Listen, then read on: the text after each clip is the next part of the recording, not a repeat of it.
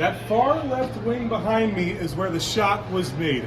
Probably not the shot heard around the world, but certainly the shot heard around Indiana tonight. Gabe Cupps, who hadn't taken a shot all game long, hit the three to go ahead of Iowa, a team that Mike Woodson has never beaten in his career, and Indiana hasn't beat since the 2020-2021 season. They got it done 74-68 over the Hawkeyes on the back of guys like Gabe Cupps and Anthony Leal, who had a career-high 13 points, hit three very crucial threes. Indiana hit 7 threes tonight.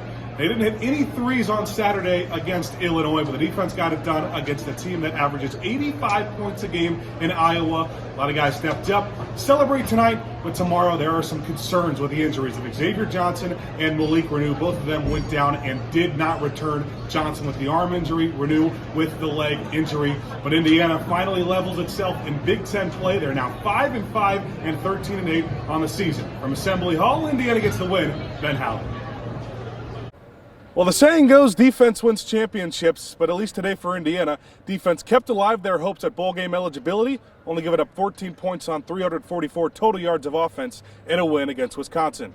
It's our expectation to get the stop or get a takeaway. 3.5 takeaways, that's all we're talking about. And obviously we got 2 huge takeaways in the second half, and the guys were able to bow up. So, yeah, I think all those things together continue to build towards what you're trying to get, which is a very confident football team. No matter what position you get put in, you got to rise up and make a play.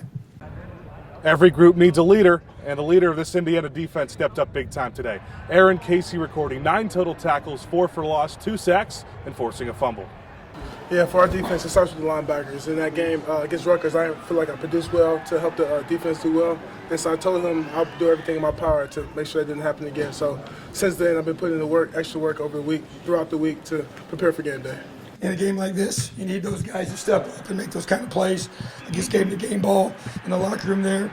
Without even knowing all those stats, I could saw it live in person. I knew it was pretty special. It was all Maryland this weekend in Bloomington, Indiana, as the Terrapins complete a 3-game sweep of the Indiana Hoosiers here at Bart Kaufman Field. In the series opener, a 13-2 lopsided victory for Maryland with Nick Dean on the mound, completing 7 innings of work, giving up 2 runs on 8 hits, recording 10 strikeouts. Well, I'd say a couple of things. He mixed his pitches really well. Did a good job. He did about what we thought he would do. And all the credit in the world to him. He did a really good job. The changeup was a little bit softer, I think, in real time than you probably in the scouting report. Located his fastball well down and away, especially with 2 strikes. We knew he did a good job with it, and then the fastball up and over the middle was effective. It was good. It was more of the same on Saturday as Maryland got another great start from freshman Kyle McCoy, and the Terrapins put up 16 runs on 20 hits en route to another lopsided 16-2 win. The Terps completed the sweep with a 14-8 win on Sunday as their bats stayed hot despite 2 weather delays. They were better than us for 3 days. Their coaches were better than our coaches. Their head coach was better than me for 3 days. Their players were better. They were just better for 3 days.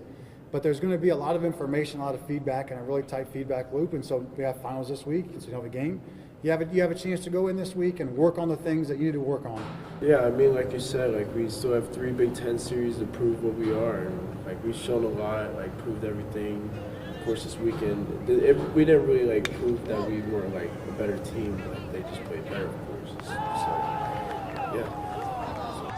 First time the Indiana Hoosiers have been swept at home since 2011. The now 31-14 Indiana Hoosiers have this week off before the weekend, heading to Chicago to take on the Northwestern Wildcats. For the Hoosier Network, I'm Ben Howard. An ugly night on and off the floor for Indiana tonight here at the Kohl Center, fall 91-79 to Wisconsin, and a couple of garbage time points there at the end with some Wisconsin starters out of the game. Ben Howard here with House of Hoosier with a few takeaways. Number one, and first and foremost, Indiana continues to look like a leaderless team. C.J. Gunn picked up that flagrant 2, got ejected. That's Indiana's 2nd flagrant 2 with the last 4 games, 3rd flagrant total, and the other 2 are from Xavier Johnson, who's supposed to be that 6th-year senior leader. He hasn't stepped up to be that leader off the court. Nobody else has either. Number 2, Indiana can't play defense without fouling. For the 2nd straight game, Mike Woodson was put in a tough spot with foul trouble. Last time out against Purdue, a couple of players with 2 fouls, Mackenzie Mbako and Khalil Ware. He sat them for the whole first half and kind of let it get out of hand. Tonight, Xavier Johnson picks up 2 fouls. He leaves him in, and Johnson picks up his 3rd before halftime. That put Indiana in a tough spot in the second half of the backcourt with the ejection of Gunn and Johnson in foul trouble. Number 3, because I like to add a positive in there, Malik Reneau, he's really good. This isn't a surprise to anybody. He had 28 points tonight, and he continues to do it in different ways. Dominated Stephen Corral down low, who's one of the best post defenders in the Big Ten, and he had a couple of threes, which has really been improving for him as of late. Besides that Malik Reneau play, he had Khalil Ware out, but Indiana is going to need to pick up a quad 1 win soon. They have an opportunity next week at Illinois. It almost turns into a must-win game with 0 quad 1 wins for Indiana on the season. It's going to be a tough one in Champaign. Terrence Shannon might be back, but Indiana needs it. But from tonight, they haven't won in this building since 1998. They don't do it tonight. They fall 91-79 to Wisconsin. Ben Haller with the House. Wisconsin inbounds to start this second half. Now going left to right on your radio dial. They look immediately down to Stephen Corral, and he gets an easy layup to fall. The nice front and pass from Chucky Hepburn, and it's a 15-point lead for the Badgers. 41-26, 19-20 in the second half. Trey Galloway gets a screen from his right. Now goes to the elbow. He'll kick it back out to Cupps, who's deep in the left wing.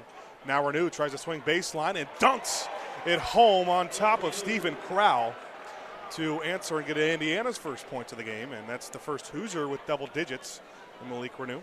But even that's not really energizing this Indiana team. Not a lot of energy on the floor right now for the Hoosiers. Corral hands it off on the near side to Hepburn. Now at the top of the key and Wall. Storr gets it all the way in the corner. He'll dribble it to the left wing. They'll look to Wall again. Now going to Sparks. Gets the double team, kicks it back out. Now Klesman will try to drive and get a tough contested floater. That's too strong. Cupps will clear it for Indiana. Now Mbako left open on the left wing in transition, and he gets his first three-pointer of the game to fall. Deficit's cut to just 10, 41-31 with 18:40 to go. It's amazing what Indiana's offense can do when they get stops on the defensive end of the floor. Wall swings it over to Storr, now inside to Corral. A tough dribble, drop step for Corral. Reneau fell, and he's able to get the floater in to get the lead back up to 12. 43-31, 18-20.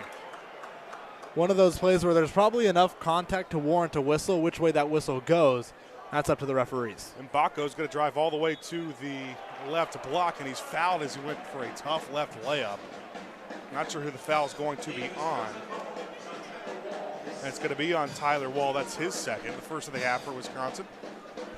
And Mbako will go to the line for his second time today. It's really one of the few times Mbako's been able to get to the rim. He's not a great ball handler yet in his freshman season with Indiana, and that's kind of inhibited his ability to get into the lane because of all the bodies he's seeing. Those driving lanes are being cut off even before he can put the ball on the floor by the Wisconsin defenders, who really want to keep him out of that restricted area. Mbako's now 3 for 3 from the line today with the first one. Make that 4 for 4 with the second, and it's back to 10. 43-33, 18-15. Chucky Hepburn bringing the ball on the near sideline. At the Wisconsin logo, will immediately get it up to Corral on the left wing, who's pressured over to Wall on the opposite block. A nice pass. Wall will power his defender down, and the floater rims out. Indiana grabs it, and Mbako wants to push. Cupps on the left wing, fakes the three, now drives inside to the left block, and will kick it back out to Galloway to set up the offense with 19 on the shot clock. Galloway with the screen to the right. Now dumps it inside to Reneau on the baseline. He'll go to his right shoulder, have it tied up, spin out of it again, and left it short on the baby hook, and Hepburn grabs the rebound for Wisconsin. There's going to be a stoppage of play. I think someone lost their shoe. As Peyton Sparks lost his shoe. I want to double that, not that one. He's taking a while down there, so I'd only hope it's a double knot. Maybe even a triple? I don't think he has enough lace for that. A triple knot's like. Depends on the shoe. That's true. That's true.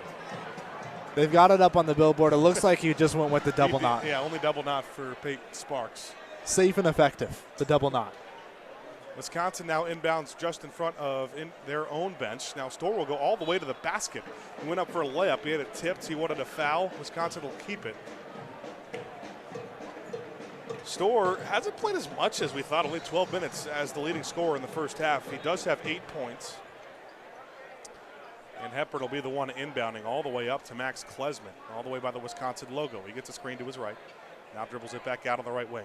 Fake the three now, a backdoor cut, but didn't get the pass from Hepburn. Good help defense from Indiana. Hepburn drives, kicks to the corner, and Klesman replaces in the corner and knocks down the open three, his second three of the game. And Wisconsin's leads back up to 13. Now Indiana struggling with it. Mbako can't keep it, and Wisconsin takes it. Hepburn Trying to push with Klesmit again, all the way on the left wing. They don't have numbers, so they kick it back out. Klesmit wants a stop and start drive, and finally gets it back out to Storr. Now all the way at the logo and Chucky Hepburn, guarded by Galloway. Over Klesmit now, into Crowell. Crowell with Sparks on him on the right block, kicks it back out. Klesmit wants another three. He's on fire.